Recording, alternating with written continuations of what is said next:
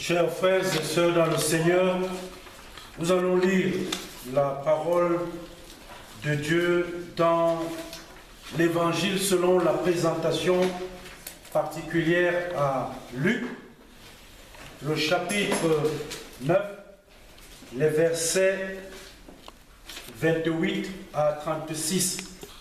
Luc, chapitre 9, les versets 28.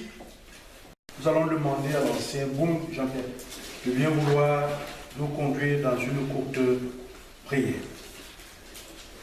Nous lisons. Environ 8 jours après qu'il eut dit ces paroles, Jésus prit avec lui Pierre, Jean et Jacques, et il monta sur la montagne pour prier. Pendant qu'il priait, l'aspect de son visage changea et son vêtement devint d'une éclatante blancheur. Et voici, 2 hommes s'entretenaient avec lui, c'étaient Moïse et Élie, qui, apparaissant dans la gloire, parlaient de son départ qu'il allait accomplir à Jérusalem. Pierre et ses compagnons étaient appesantis par le sommeil, mais s'étant tenus éveillés, ils virent la gloire de Jésus et les 2 hommes qui étaient avec lui. Au moment où ces hommes se séparaient de Jésus, Pierre lui dit: « Maître, il est bon que nous soyons ici. Dressons 3 tentes, une pour toi, une pour Moïse et une pour Élie. » Il ne savait ce qu'il disait. Comme il parlait ainsi, une nuée vint les couvrir, et les disciples furent saisis de frayeur en les voyant entrer dans la nuée. Et de la nuit sortit une voix qui dit: « Celui-ci est mon fils élu, écoutez-le. » Quand la voix se fit entendre, Jésus se trouva seul.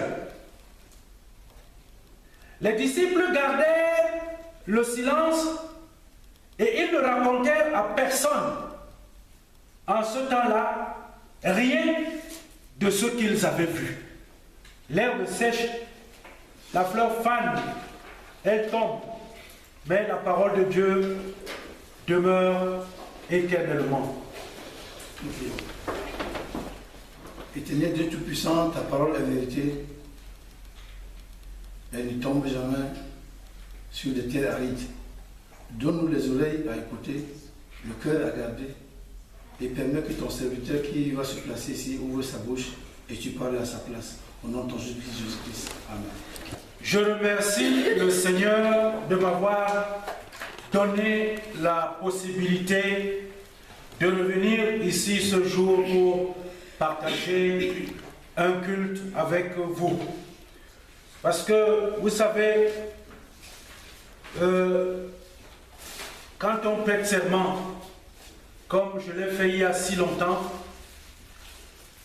c'est toujours pénible de perdre un dimanche. Ne pas pouvoir être dans le partage est vraiment quelque chose de douloureux quand on aime son ministère. Donc, je sais que vos prières m'ont soutenu, les échanges pour ceux qui ont eu le pasteur pour me permettre d'être là aujourd'hui dans ce partage. Je vous remercie pour cela. Eh bien, le texte que nous venons de lire est un texte qui nous inscrit dans le cheminement de Jésus vers sa passion et vers sa résurrection. Nous savons que nous sommes dans la marche vers la Pâque. Eh bien, chemin faisant, Jésus évoque avec ses disciples des questions concernant sa propre identité, lui-même Jésus. Et en même temps également, il va poser un certain nombre de critères pour pouvoir le suivre. Si on revient juste quelques instants avant, on voit comment le Seigneur converse avec, n'est-ce pas, ses disciples pour dire un certain nombre de choses. Si quelqu'un veut venir après moi, qu'il renonce à lui-même, qu'il se charge, ainsi de suite. Il y a plusieurs critères que Jésus va ressortir pour traduire ici ce qu'il est nécessaire pour pouvoir le suivre. Mais dans notre texte, bien-aimés dans le Seigneur, nous entrons de plein pied dans un comportement de Jésus qui pose quand même problème. Eh bien, Jésus prend 3 de ses disciples pour se rendre sur la montagne. Il prend 3 disciples sur 12. J'ai posé la question, mais pourquoi 3? Et pourquoi pas les autres? Bien-aimés dans le Seigneur, la montagne où Jésus se rend. La montagne, quand même, c'est un endroit qui n'est pas un endroit commun. Ce n'est pas le lieu de balade de tout le monde. Aller sur la montagne, c'est rechercher ici, pour Jésus, selon la tradition de la Bible, un endroit pour se recueillir. Et on sait déjà que dans l'Ancien Testament, la montagne est le lieu par excellence où le Seigneur rencontre, n'est-ce pas, ses appelés. On a précisément le cas de Moïse qui va aller sur la montagne pour chercher, n'est-ce pas, à rencontrer le Seigneur. Eh bien, mais c'est également, on peut parler d'isolement, on peut parler ici, là, n'est-ce pas, d'une prise de distance avec les autres disciples. Mais pourquoi prendre 3 et laisser tous les 9 autres? Bien-aimés dans le Seigneur, il y a juste une leçon que j'ai pu dégager ici, c'est qu'on peut aimer, n'est-ce pas, du monde. On peut aimer être avec du monde. Mais il arrive des moments où on ne veut pas être avec tout le monde. Il ne s'agit pas ici d'une simple question de préférence discriminatoire, mais il s'agit ici qu'à un moment donné, même si on aime tout le monde, on aime être avec tout le monde, mais il y a des moments où on a aussi besoin d'être un peu seul. Eh bien, Jésus prend 3 disciples. Il ne s'agit pas d'une discrimination, mais d'une préférence. Non, parce que ce serait accuser Jésus d'être quelqu'un qui divise, quelqu'un qui ne veut pas les autres. Mais c'est juste qu'à un moment précis, il a voulu être avec les 3, avec Pierre, avec Jean, avec Jacques. Mais le texte nous dit, ils sont sur la montagne. Et quand il arrive, qu'est-ce qu'il fait? Il se met dans la prière. Et dans cette prière, il y a 2 changements qui vont se produire. 2 changements, bien aimés dans le Seigneur, qui ne sont pas des changements anodins. Il y a un changement d'abord corporel pour Jésus. Ici, dans le texte dit, bon, le texte que nous avons ici, celui qui a été lu, dit que son visage, l'aspect de son visage changea. Mais dans d'autres textes, dans le texte hébreu, il est question que son visage devait autre. Autre. Ici, parce que il n'est pas possible d'expliquer humainement le phénomène qui se produit sur le visage de Jésus. Et on va toujours faire une projection que c'est toujours sur la montagne, comme cela s'est passé pour Moïse, lorsqu'il a été lui aussi en présence du Seigneur. Il ne pouvait pas regarder le Seigneur, mais quand il est revenu, son visage n'était plus le même. Dans la prière, le deuxième changement qui se produit, c'est un changement vestimentaire, parce qu'il est question ici là de la couleur éclatante de blancheur. Donc les vêtements de Jésus, n'est-ce pas, vont présenter des hommes.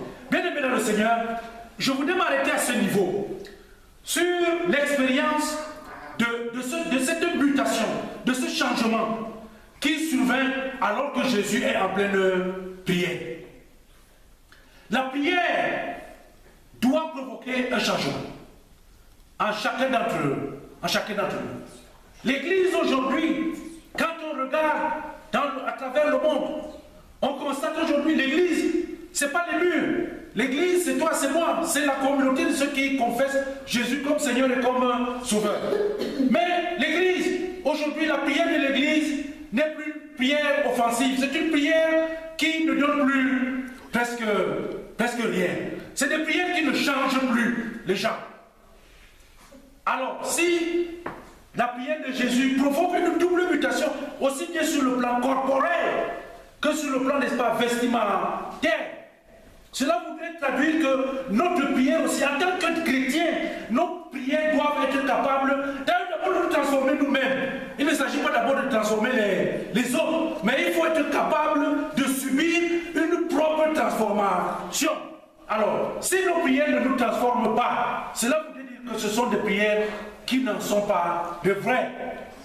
Bien-aimés dans le Seigneur, je vais évoluer encore pour aller plus loin, pour dire qu'après cette prière qui provoque un changement, il y a,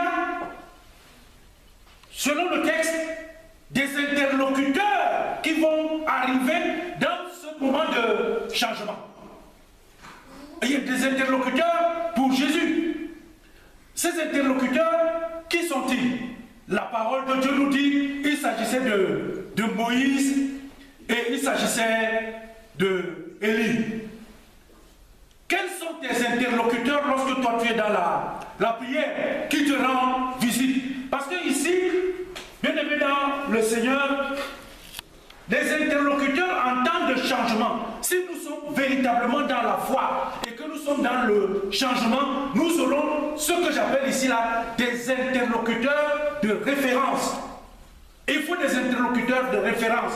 Il y a des gens qui commencent la vie dans l'église avec des interlocuteurs de bas niveau. Être interlocuteur de bas niveau, c'est des personnes qui ne croient pas au Seigneur. C'est des personnes qui n'ont pas peur de Dieu. Alors, vous commencez avec des gens qui n'ont pas peur de Dieu, vous continuez avec des gens qui n'ont pas peur de Dieu, vos prières ne produisent rien, vous avez des interlocuteurs vraiment qui n'en valent pas la peine. Il faut, lorsqu'on est dans le changement, lorsque l'on est dans la rencontre avec le Seigneur, nous devons certainement trouver des personnes positives.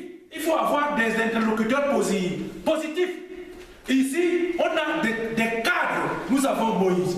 Moïse, la grande figure dans l'histoire de la foi. On connaît ce qu'il a eu à faire. Voilà quelqu'un que s'il vient, Moïse te rencontre, il va te donner de bons conseils. Et certainement dans sa vie, tu peux prendre des exemples qui vont t'aider à t'édifier et à t'aider à changer. On a Élie. Parlons d'Élie, l'homme qui a vaincu 450 prophètes de Baal. Ce n'est pas n'importe qui. L'homme qui a été avec la veuve de Sarepta, qui a transformé les choses. Mais, bien aimé dans le Seigneur, il faut rencontrer des personnes positives pour que nous aussi, nous puissions positiver. Eh bien, Jésus, lorsque Jésus a la visite ici de ses interlocuteurs de référence, qu'est-ce qui se passe? Jésus lui-même ne parle pas. Jésus ne parle pas, mais ce sont ces interlocuteurs-là, parce qu'ils viennent, ils ne sont pas là pour rien. Ils parlent de Jésus, ils parlent de sa mission. Parce que Jésus qui est là, on doute sur son identité, mais Jésus parle de lui-même. Il veut expliquer même à ses propres disciples qui il est. Bien-aimés dans le Seigneur, comme nous allons le voir par la suite, le contenu, n'est-ce pas, de nos conversations doivent changer à un certain stade de notre évolution dans la foi. Nous ne pouvons pas être ceux-là qui commencent le matin avec un discours, à midi c'est le même discours, le soir c'est le même discours. Non, il faut qu'on puisse évoluer sur le plan du langage, sur le plan de la communication. Le bon chrétien dans la prière change. Il change lui-même. Parce que si nous voulons changer les autres, il faut que nous-mêmes nous changeons. On ne peut pas changer les autres quand nous n'avons pas changé. Quand nous n'avons pas changé. Eh bien, mais à côté de cet échange, de ce tableau de Jésus maintenant avec ses interlocuteurs, ceux qui sont ses visiteurs, si on peut les appeler ainsi. Mais à côté, il y a un spectacle extraordinaire. C'est que pendant qu'ils sont dans cet échange, eh bien, les disciples, qu'est-ce qu'ils font? Ils sont dans le sommeil. Ils sont dans le sommeil, ils dorment. Ils dorment. Bien-aimés dans le Seigneur, qu'est-ce que nous pouvons faire dans le sommeil? L'Église ne peut pas. L'Église aujourd'hui est endormie. Parce que les chrétiens dorment. Ici et là, nous dormons. Nous dormons sur quoi? Ce manque de vigilance, ce manque d'attention. Parce que nous ne pouvons pas, selon ce que le texte nous dit, bien-aimés dans le Seigneur, lorsque nous tournons la page, il est dit, mais quand ils se sont tenus éveillés, qu'est-ce qu'ils ont vu? Ils ont vu la gloire de Jésus. Ils ont vu la gloire. On ne peut pas voir quand on dort.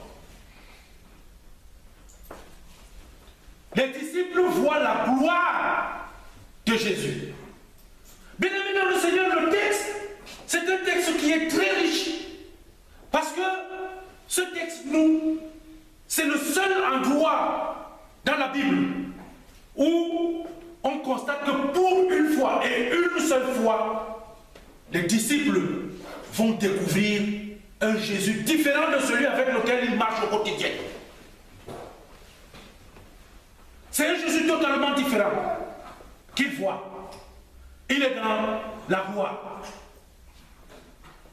Bien-aimés dans le Seigneur, la gloire ici ne doit pas, ce n'est pas quelque chose, il ne faut pas donner la signification à la haute gloire que nous avons au quotidien quand on parle ici là. Des personnes qui cherchent par exemple à posséder, à atteindre une certaine réputation, une renommée, une célébrité. Non. Ce n'est pas en ces termes qu'il faut comprendre le mot gloire ici. Parce qu'en grec, le doxa, qui donne la doxologie, qui donne adoration, bien aimé dans le Seigneur, c'est dans la Bible, doxa est un mot qui relève essentiellement du domaine de Dieu. La gloire relève du domaine de Dieu. Vous savez, dans Luc, le médecin, en retraçant l'histoire, il parle ici, il dit gloire à Dieu dans les cieux et paix sur la terre aux hommes qu'il a. Il y a une distanciation qui est tout à fait formelle. Le mot doxa, donc la gloire, ne relève pas de l'humain. C'est un mot qui relève du domaine de Dieu. Bien-aimés dans le Seigneur, dans l'Église, nous voyons les batailles, tous les problèmes que nous avons. C'est cette bataille de l'humain qui veut absolument être célèbre, qu'on dise que c'est moi qui a fait, c'est moi, la possession et la possession. Mais ici, bien-aimés dans le Seigneur, la gloire est une multitude de reflets, la gloire de Dieu. C'est-à-dire, la gloire de Dieu, c'est le reflet de la splendeur de Dieu. La gloire, c'est le reflet de la grandeur. C'est le reflet du rayonnement de Dieu. Ces multiples reflets, l'amour de Dieu, voilà la puissance de Dieu. C'est ces différents reflets qui constituent ici là, ce qu'on appelle la lumière que le Seigneur va, n'est-ce pas, poser sur son Fils Jésus-Christ. Quand on est bien-aimé dans le Seigneur, quand on n'est pas endormi dans la foi, à ce moment-là, on peut voir la gloire. C'est-à-dire ces multiples reflets. C'est ça que les disciples ont vu sur le visage de Jésus, à ce moment-là. Et ils ont été aveuglés par ce qu'ils ont vu. Parce que, regardez, quand on ne grandit pas dans la foi, quand on ne comprend pas, quand on ne lit pas avec les yeux de la foi, on pose l'acte que Pierre a posé. Qu'est-ce qu'il dit? Il dit, oh, vraiment, maintenant, ici même, c'est bon, comme on est ici, c'est ici, c'est bon. Mais son discours était un discours, parce que le texte biblique nous dit qu'il ne savait pas ce qu'il disait. Parce que d'ailleurs, il commence par dire que dressons 3 tentes. Dressons. Donc, il met Jésus au travail d'abord. Dressons. Parce qu'il ne s'agit pas, pour lui, il faut que Jésus lui aussi travaille avec lui. Pour dresser une tente pour lui-même, une tente pour Moïse et une tente pour Élie. Mais la question est de savoir, mais pauvre Pierre, tu n'as même pas pensé à toi-même à ce que tu dis que c'est bon d'être ici là, mais les autres seront dans les maisons et toi tu seras. Mais les projets humains ne sont pas les projets de Dieu. Pourquoi? Parce que le Seigneur ici là reprend Moïse, il reprend Élie dans la nuit et sa voix va se faire entendre que celui-ci est mon fils élu. C'est lui qui est mon fils élu. Faites quoi? Écoutez-le. Écoutez-le. Aujourd'hui dans l'église, les gens arrivent, il y a ceux qui sont appelés, ceux qui sont élus, mais nous avons des gens qui sont là, qui passent leur temps à vouloir créer des maisons et des tentes pour d'autres personnes parce qu'il y a beaucoup de gens comme ça qui se baladent dans l'église du Seigneur. Ils sont là, ils montent, ils descendent. On veut leur créer, n'est-ce pas, des tentes. Non, le Seigneur dit, celui-ci, il a déjà dit, là, au Jourdain, quand il vient dans la nuit, et il dit, voici mon fils bien-aimé. C'est Dieu qui choisit, c'est Dieu qui élit, c'est Dieu qui appelle. On ne peut pas venir comme Pierre dans l'église, maintenant à côté du Seigneur, et dire que bon, on fabrique, mettons là, mettons l'autre. Non, ce n'est pas ça le projet de Dieu. Le projet de Dieu, c'est que Pierre fait quoi? Écoute Jésus. Écoutez Jésus. Le chrétien bien-aimé dans le Seigneur est appelé à écouter Jésus-Christ. Il s'agit ici là, attention, dans le langage de la Bible, l'écoute n'est pas différente ici là de la pratique. Écouter Jésus, c'est mettre en pratique les enseignements de Jésus, puisque c'est ce qu'il dit, que enseignez-leur à observer tout ce que moi je vous ai prescrit. Il s'agit dans la suivance. Si vous voulez donc connaître l'identité du Seigneur, là voilà cette identité. Voilà quelqu'un qui est dans la gloire de Dieu. Cette personne-là, écoutez-la. Chrétien de l'EPC, qui écoutes-tu aujourd'hui? Qui écoutes-tu aujourd'hui? Notre difficulté dans notre église, et que ce soit ici au Cameroun, que ce soit au Cameroun ou ici en France, notre difficulté réside ici là sur les différentes voix qui nous interpellent aujourd'hui. Nous écoutons qui? Bien-aimés dans le Seigneur, nous avons également toute la dérive de communication sociale que nous rencontrons aujourd'hui. Le monde connaît cette dérive. Les gens aujourd'hui se permettent dans les églises et même dans les religions de se créer eux-mêmes des situations sociales. Ils disent que ici c'est bon, ils décrètent que là-bas c'est bon, mais ce n'est pas ça le plan de Dieu. Parce qu'en faisant ainsi, on entraîne des gens à écouter des voix que la mondialisation a facilité. C'est l'internet, c'est le téléphone. Aujourd'hui on multiplie des voix que les gens écoutent. Les enfants écoutent ces voix qui leur parlent. Ils croient qu'ils ont écouté la bonne voix. Ils croient que c'est ce qu'ils sont en train de faire, c'est ça qu'ils doivent faire. Mais bien aimé, Dieu dit, celui-ci, ça veut dire que c'est une désignation bien précise. C'est celui-ci. Quand ce n'est pas celui-là, tu n'écoutes pas. Chrétien de l'EPC, qui tu écoutes aujourd'hui? Que le Seigneur nous permette, bien-aimés, dans le Seigneur, d'être à la traîne de Jésus. Écoutons le Seigneur dans ses enseignements qui sont simples. Simples. Et suivons-le. Que celui qui a des oreilles pour entendre ce que l'Esprit communique aux églises. Amen. Chrétiens de l'EPC, qui écoutes-tu aujourd'hui? Prions le Seigneur. Éternel notre Dieu, notre bon Père Céleste, nous venons une fois de plus écouter ta parole de la bouche de ton serviteur. Le message qui nous est donné aujourd'hui nous rappelle simplement ce que nous sommes et ce que toi tu voudrais que nous soyons. C'est pour cela que nous demandons que ton Esprit Saint éternel mette ces paroles que nous avons entendues dans nos cœurs. Que ces paroles y trouvent un siège pour pouvoir nous permettre justement de devenir ceux-là que tu voudrais que nous soyons. Éternel, que ces paroles ne soient pas simplement pour nous des drapeaux à brandir, mais que ces paroles, nous puissions aussi les transmettre à d'autres, afin qu'ils s'épanouissent comme nous dans ta parole. Éternel, à celui-là, ton serviteur, qui nous a transmis, que ce message aussi reste ancré dans son cœur et produise du fruit. Nous sommes des pécheurs, Seigneur. C'est pour cela que nous venons devant toi pour te demander de nous bénir malgré nos péchés et surtout de nous pardonner. Nous t'avons prié au nom de Jésus. Amen. Amen.